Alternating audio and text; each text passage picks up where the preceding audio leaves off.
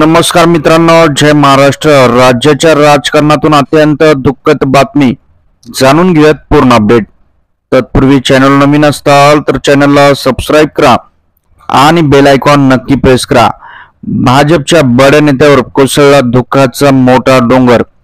अत्यंत दुःखद बातमी जाणून घेऊयात सविस्तर अपडेट।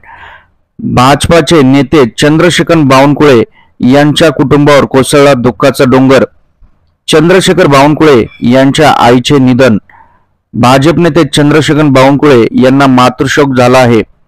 त्यांच्या मातोश्री प्रभावती बावनकुळे यांचे निधन झाले आहे।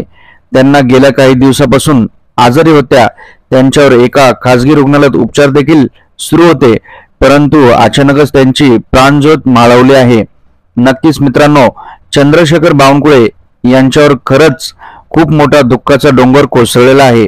आपण देखील कमेंट मध्ये त्यांना भावपूर्ण श्रद्धांजली अर्पित करू शकता। त्यांच्या जाण्याने बावनकुळे कुटुंबावर अत्यंत दुःखाचा डोंगर कोसळलेला आहे। आपण देखील कमेंट मध्ये त्यांना श्रद्धांजली अर्पित करा। जय महाराष्ट्र।